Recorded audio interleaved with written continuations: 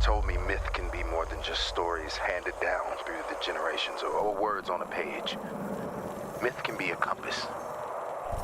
Ancient tribes of Oceania all had their own story, but the name is woven throughout history of a place existing far beyond the natural laws of our world. Skull Island. Driven by his experiences upon the SS Lawton, Supervisor William Randa searched for a mythic island, an obsession that lasted close to 30 years. A multitude of terror searches were commissioned, but none were successful until the advent of Landsat. Through their imaging satellite, the island number 1100-2039-543 was located on April 7, 1973.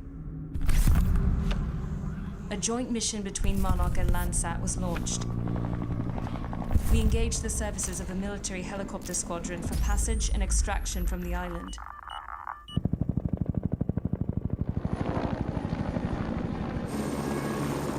This mission suffered massive casualties, including the loss of Randa. However, Monarch operatives Brooks and Sand survived, returning with their eyewitness accounts and Randa's original field notes.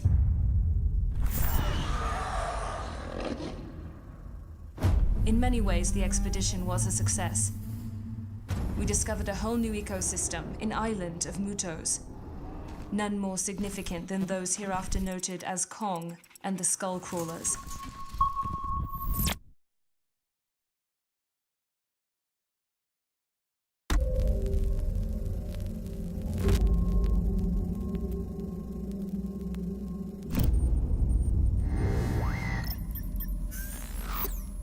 During the 1973 mission, Monarch operatives Brooks and Sand discovered native islanders called the Iwi.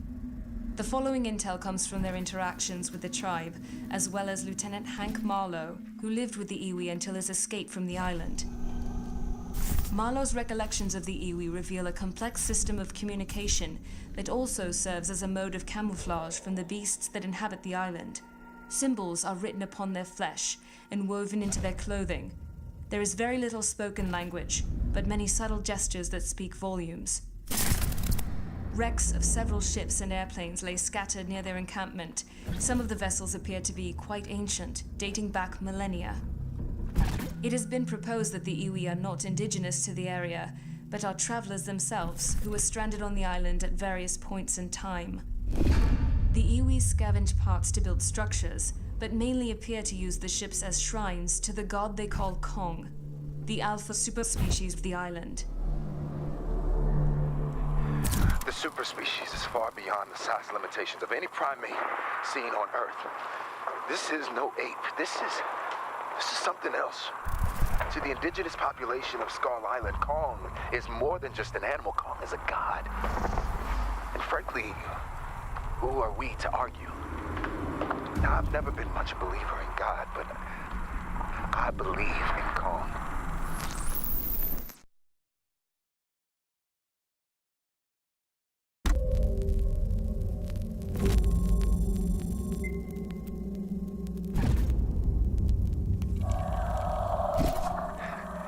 Darwin had it easy. And this island is beyond classification.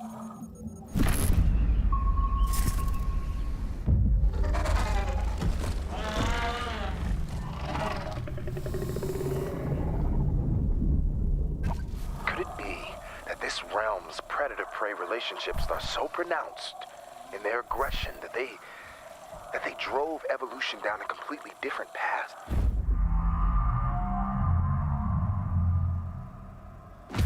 These beasts, like a fusion of plant and animal, not flora yet not fauna, but something new. It's flora-fauna. On Skull Island, I mean, myth truly runs wild.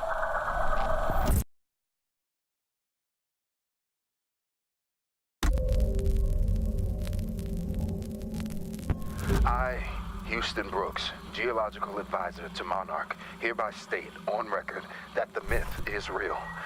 We found it. Skull Island exists, and it's more wondrous and more terrifying than any myth could ever hope to communicate. The discovery of the island reveals an ecosystem teeming with a multitude of mutos, something our scientists had never anticipated. According to Randa's notes, the discovery of the island reveals a self-contained biome in which the path of evolution has skewed into a dramatic new tangent, manifesting life forms that are unlike anything on our planet.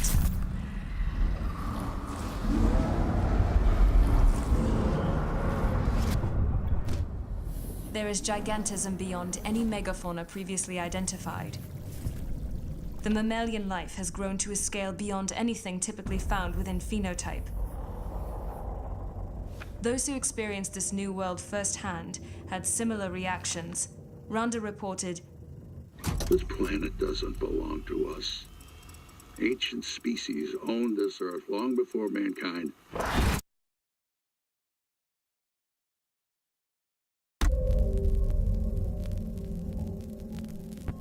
Part of Monarch's mission is to locate, study, and preserve the unexplained orders of nature hidden in remote corners of the world. As such, Skull Island creates a unique challenge for our organization. There are 2 alpha species of Muto on the island. These are in direct opposition to one another. The apex primate Kong and the hypervore species referred to as skull crawlers. In so many ways, the island is like something from a dream, but these things, they walk out of a nightmare. If Kong is the god of the mountain, then this beast is the devil incarnate. Operative Brooks's hollow earth theories were tested when the team arrived on the island. The seismic charges released revealed the bedrock to be practically hollow. Unfortunately, this experimentation flushed the skullcrawlers out of their subterranean spaces and into direct conflict with the team. They call it the skull crawler. Its hypermetabolism is so accelerated that the creature exists in a constant state of starvation, always hunting, always devouring, and that cold, lifeless skull just stares into your soul. The boneyard is massive, filled with the skeletal remains of every apex predator that got in the skullcrawler's way. This isn't just a graveyard, it's a feeding ground. We walk through the bones of Kong's ancestors like walking in the shadow of fallen gods. These things may have made Kong the last of his kind.